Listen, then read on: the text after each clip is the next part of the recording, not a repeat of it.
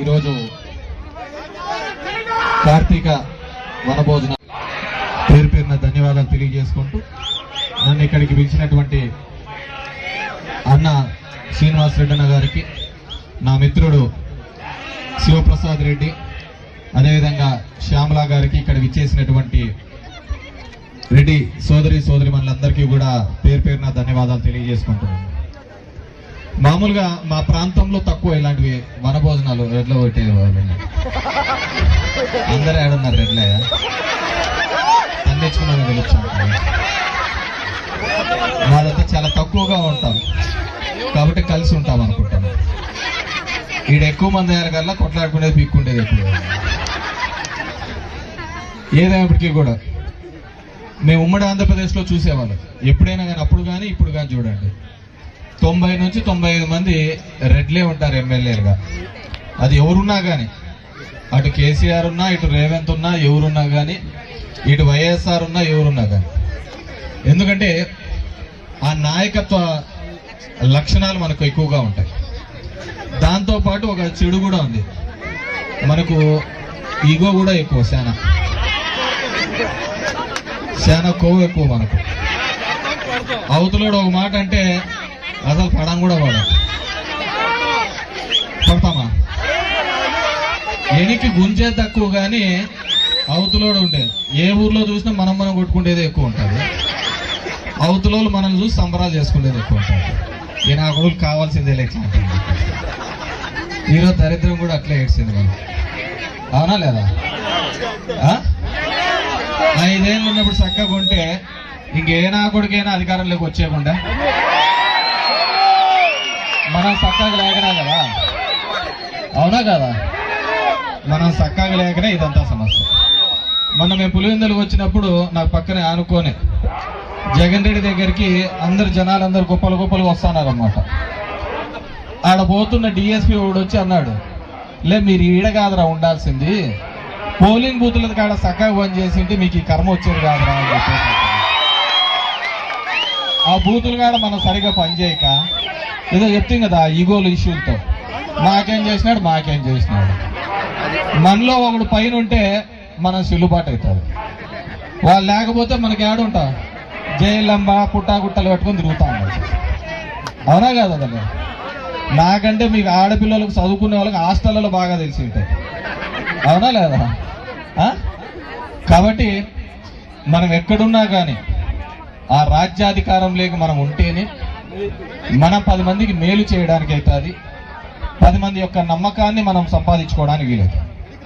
ఈరోజు ఈ రాష్ట్ర చరిత్రలో ఎంతో మంది ముఖ్యమంత్రులు వచ్చినారు, కానీ ఆ ముఖ్యమంత్రుల యొక్క కొడుకులు ఎవరే కానీ మళ్ళీ ముఖ్యమంత్రి స్థానంలోకి రాలేదు. ఎవడైనా ఉన్నాడు అంటే అది ఒక్క జగన్మోహన్ రెడ్డి మాత్రమే.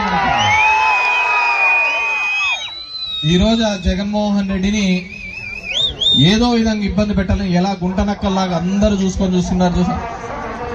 మనమేమో మనం పులి మీసించుకొని పులి సింగిల్గా వచ్చాది, మీరు గుంపులుగా రండి అంటే.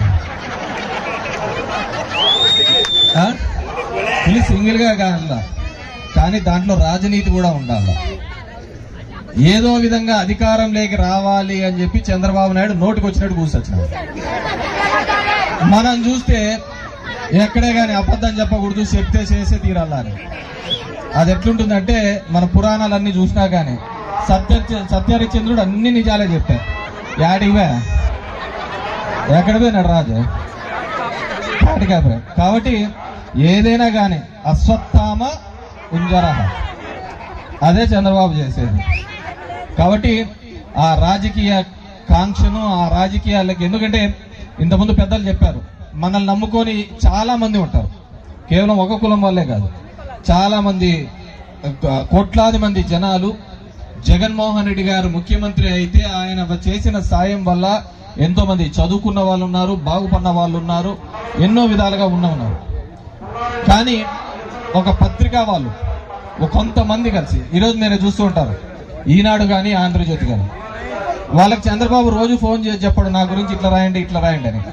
వాళ్ళకి తెలుసు చంద్రబాబును ఆ సీట్లో కూర్చోబెట్టాలంటే మనం ఏమైనా రాయొచ్చు అని. కానీ మన వాళ్ళలో ఎవడైనా అట్లా చేస్తాడని చూడమని నాకు వాడు ఉండే కొండారెడ్డి అని, వాడు నేను ఏదో హాస్పిటల్ పోయినా, వచ్చి ఇట్లా ఎదురుగా వచ్చినాడు. ఏం కొండారెడ్డి బాగున్నావు అంటే బాగున్నాను, నేను హాస్పిటల్కి పోయినా. వాడు మళ్ళీ ఒక 2 నెలల తర్వాత పార్టీ అన్నాడు. ఎందుకు అన్నావురా కొండారెడ్డి అన్నాడు అనుకుంటే, నువ్వు సరిగ్గా మాట్లాడి లేదు అని చెప్పాను. అరే నేను హాస్పిటల్లో పేషెంట్ని చూడడానికి పోయినా వచ్చినాడు, అట్లా కాదంట అంటే అదే చెప్తా కదా కొవ్వు ఎక్కువ అని చెప్పేసి. కాబట్టి మనము గతంలో జరిగిన తప్పిదాలు ప్రతిసారి ఏ విధంగా అయితే రామోజీ, రాధాకృష్ణ వీళ్ళందరూ కూడా చంద్రబాబు ఏం చెప్పాడు, రోజు చెప్పాడు, కానీ ఆయన అధికారంలోకి రావడం కోసం ఏ విధంగా కష్టపడినారు, పనిచేశారు, ఆ విధంగా మనం అందరం కూడా, ఎందుకంటే కేవలం దానివల్ల ఓన్లీ రెడ్లే బాగుపడతారని కాదు. అలా చూసినారంటే రెడ్లు చాలా నష్టపోయినారు, రెడ్లే పెద్దగా బాగుపడలేకపోయింది గవర్నమెంట్, అవునా కాదా? కానీ మన తలెత్తుకొని తిరిగే విధంగా చేసినాడు జగన్మోహన్ రెడ్డి గారు. ఎక్కడే కానీ అంత డబ్బుల సంపాదనతో రాదు, మన గౌరవంగా నిలబడేదాంతో వస్తారు. గౌరవంగా తలెత్తుకొని మనం 10 మందికి సాయం చేసే దాంట్లోనే మనకు బాగా తృప్తి ఉంటుంది.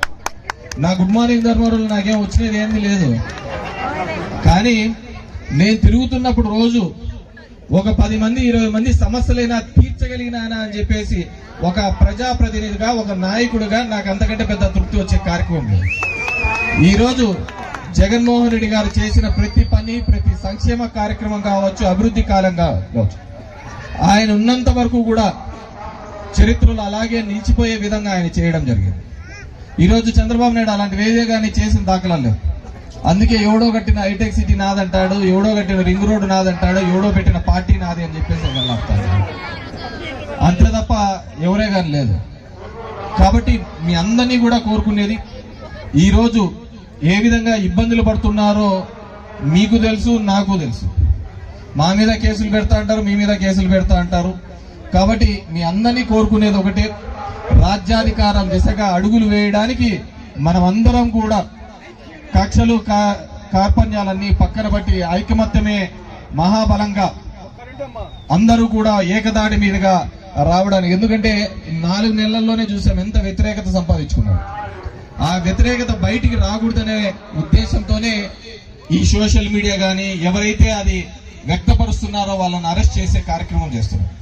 కానీ ఇదంతా కూడా ఏదో ఒక రోజు ఒక విస్ఫోటం లాగా పగిలినప్పుడు వీళ్ళందరూ కూడా కొట్టుకొని పోతారు. పేర్లు అనౌన్స్ చేసి ఇట్లా రెడ్ల పేర్లు అందరూ చదివి వీళ్ళందరూ కూడా 2 నెలల్లో సంపి పడేస్తామని సంపిన కాలాలు కూడా ఉన్నాయి మా దాంట్లో.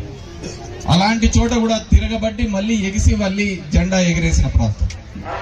అంతకంటే పౌరుషాల గడ్డ ఈ పల్నాడులో మళ్ళీ కూడా వైఎస్ఆర్సీపీ జెండాను ఎగిరేయడానికి మీరందరూ కూడా